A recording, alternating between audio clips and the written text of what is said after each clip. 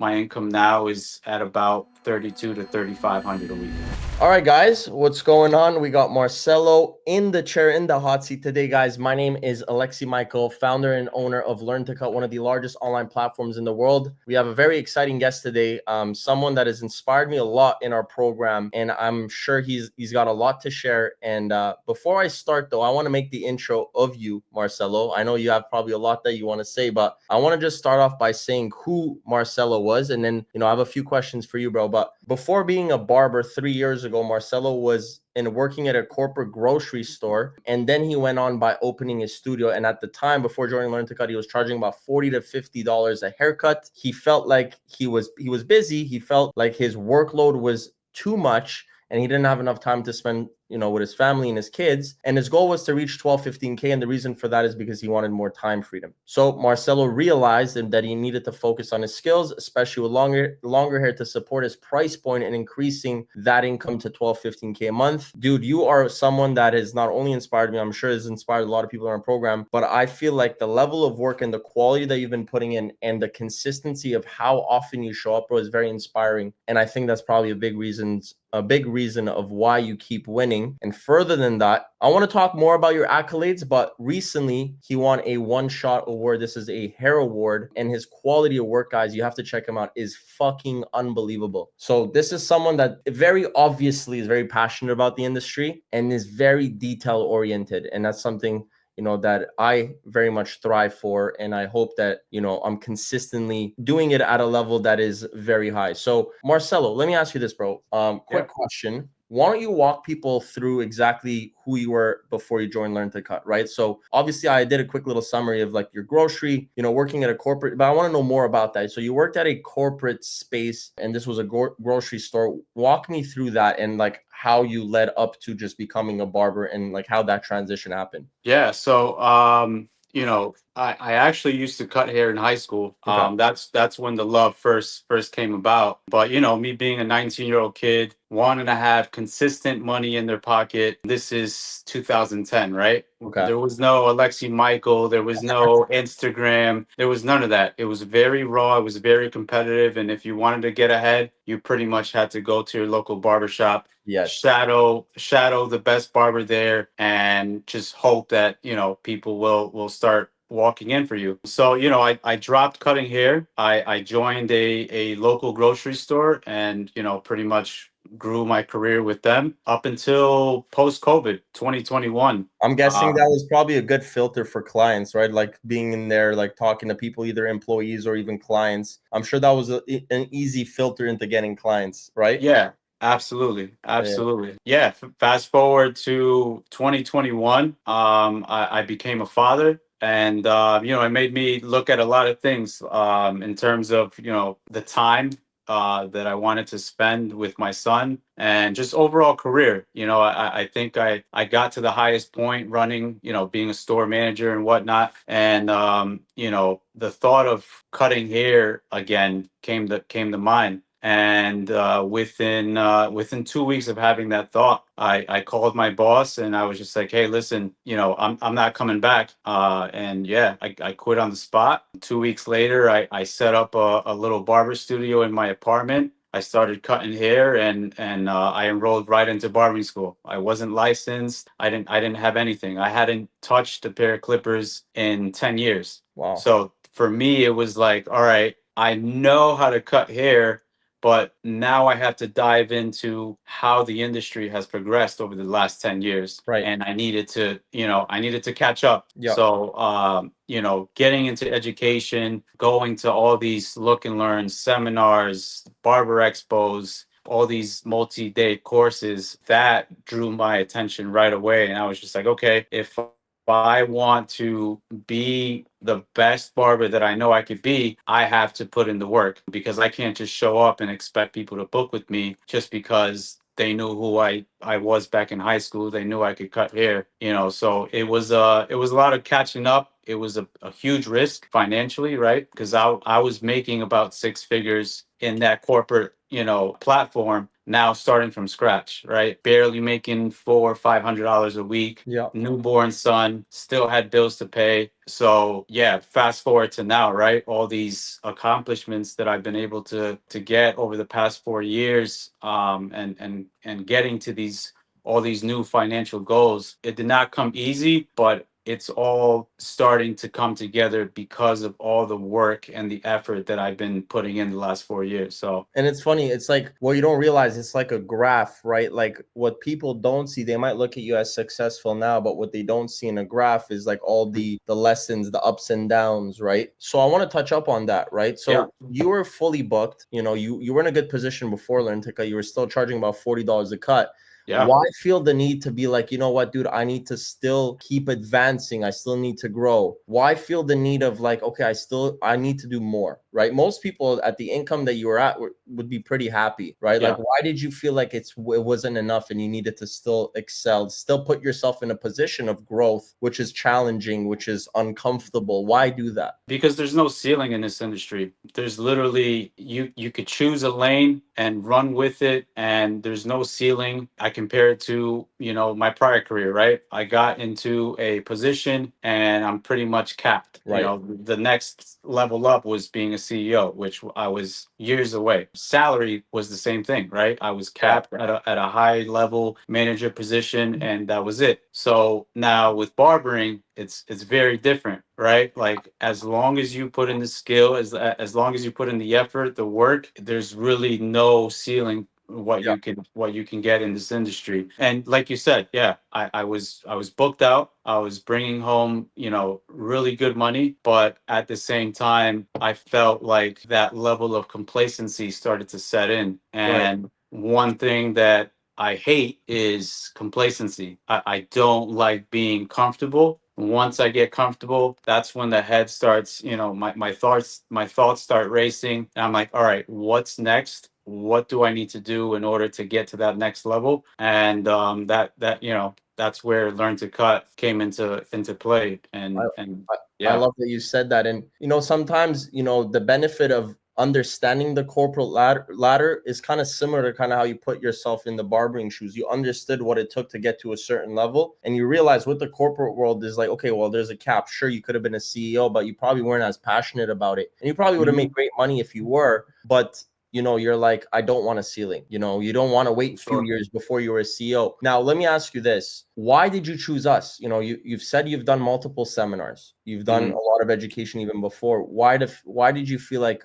Learn to Cut resonated with you? The first thing that caught my attention was definitely the content. Just the level of content was insane to me. I think it stood apart from the rest of the educators out there. And looking into the Learn to Cut page and your page, I saw the success stories from other barbers, and then going to their pages and seeing their success through social media and also behind the chair. And I'm the type where, okay, I want to be able to view somebody's story. So, like, I can go to your page and I went all the way down your profile grid, Yeah, like on some stalker shit, and yeah. Oh, that's good. really get to understand what did Alexi Michael do in order to get to where he is now. What's up? Sometimes I wish I had my BlackBerry phone so you really see how bad my haircuts were. That's the unfortunate part. I wish I had my BlackBerry phone. You would have been really able to see how bad my haircuts were and how quickly I was able to grow. That's the one thing I regret. Out of all the things in my life, I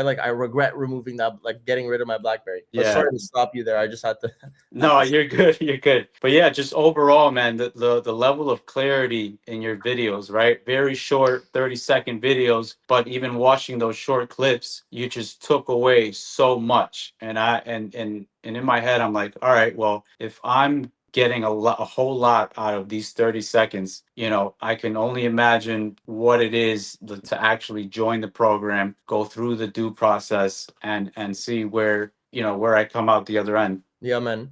So let's talk about this. You Yeah. finally realized you went through my Instagram, you stalked my stuff, you were a stalker. I'm playing.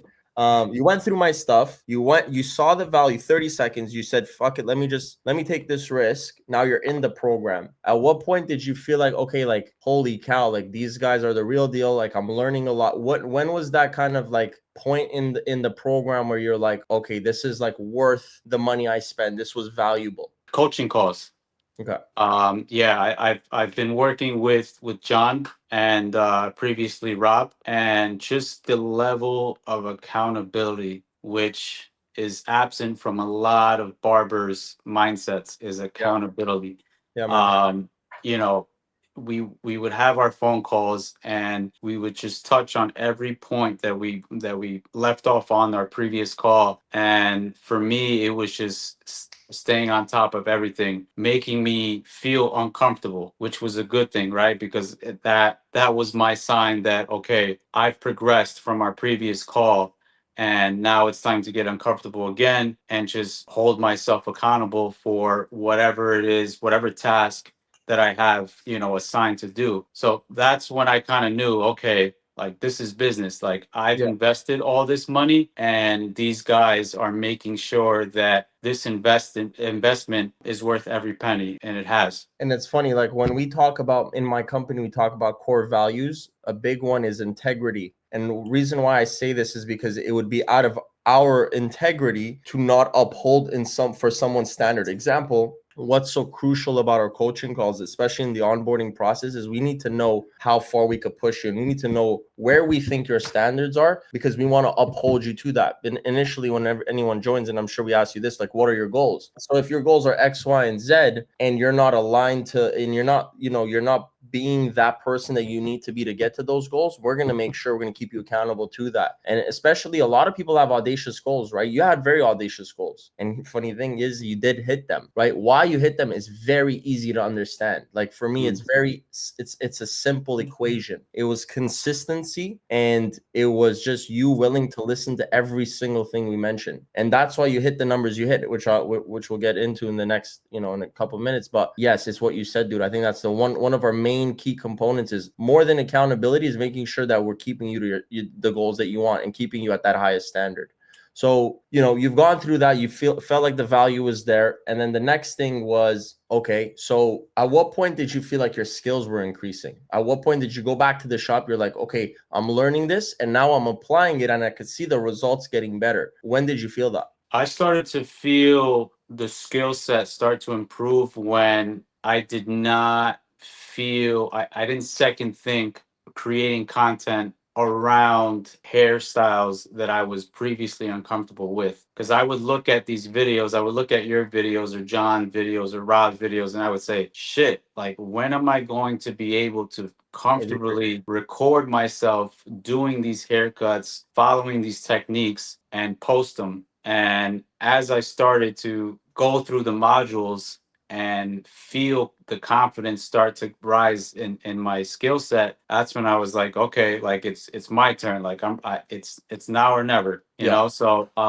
yeah, I definitely started to see it, and it's shown through, the numbers, the income, and the number of new clients based on the content that I've now been posting since joining the program. Yeah, because you went from $45 to, I have it here. We went from a $45 increase to a, one second, to a $60 to $70 increase. Yeah. You see, most people would be scared to increase their price point. Why did you feel like this was time now for you to do it? Just based off of how much work I've put in these last 4 years and how much work I'm continuing to put in. One thing that I love about my clientele is that I'm able to be transparent with them. And the decision to raise my prices came at the end of 2024, but that didn't go without having in my mind, okay, 2025 is going to have to be a big investment on education, Right. and hence why I joined in January of this Yeah. year, because I needed to pull the trigger on, at getting that education in before the price increase in March. Right. So, by March, it was just like, okay, I need to market myself to match Yeah. where my prices are going to be going forward. And I want to touch up on that. A big Yeah. reason for this as well is what people sometimes don't realize is that for you to be able to increase your price, a lot of things on the back end had to happen. One, obviously your confidence increased. So now the willingness to increase your prices just naturally based off of an emotional place is a lot Mhm. higher, right? Like you feel a lot more confident in your skills, which means you feel a lot more confident in your value and raising your price point. That's one of the smallest key features. The other one is that you were able to cast a larger net to your audience. You're now able to feel confident about promoting longer hair, promoting better techniques, which Yeah. then was equivalent to getting more clients, more referrals, better business. And I bet the conversations as well, right? Like throughout your, like you educating your clients, like the level of information that you had makes you a better professional. And that's probably why when you raise your prices, let me ask you this, how many clients did you really lose? Oh man. So I went from cutting between 45 to 55 clients a week to now 35 to 45. So on average about 10 clients a week Yeah. less that I cut now. But honestly, I'm not even worried about that count anymore just because of the amount of new clients that are pouring in week after week, at the current price point. So where was your income before Learn to Cut and where is it at now? So my income before Learn to Cut was at about like 2,400 a week. More than grateful and happy to say that my income now is at about 32 to 3,500 a week. Wow. So pretty much getting to that 15K a month. We're getting there. We're Yeah. getting there. Yeah. Now the goal, yeah, once we get there, then the goal, begins to round out to 20. So That's right. That's right. yeah, One thing I will say, dude, as someone that is an artist, someone that's in precision-based cutting, I love your work. I've seen it. Like I think you check thank off you. all the boxes. And I think a big one for you that you should leverage even more is your styling. Like I love the way you Mm. dress, and I think that plays part of your brand, your personal brand. But dude, it makes sense why you keep winning these awards because I don't think it's the only one that you've won. I went down your page as well. So, what can people expect? And another thing I want to mention is where are you located? I think people don't know this. Where are you from, Marcelo? Where you So, living? Yeah. so I live in Shelton, Connecticut, and I also cut in Shelton, Connecticut. Okay, cool. And where can people find you? What's your Instagram? So my Instagram is underscore faded mindset. Faded mindset. Last question. Yeah, What can people expect from you now? Like some people might follow you after this. What sure. can they expect now, after they follow you? What can they expect from you in 2025? Oh man, just continued progress, continued growth. The level of content is just going to keep getting better and better, both from a professional level as well as more personal level. People are going to start to see the work behind the scenes that I'm putting in that, is able to get to those awards Yes. and all those accolades. So people are going to get a little bit more of who I am, Marcelo. And from there, I think after I know where you're going from there. I think I have a pretty good idea of what's going to happen next after that.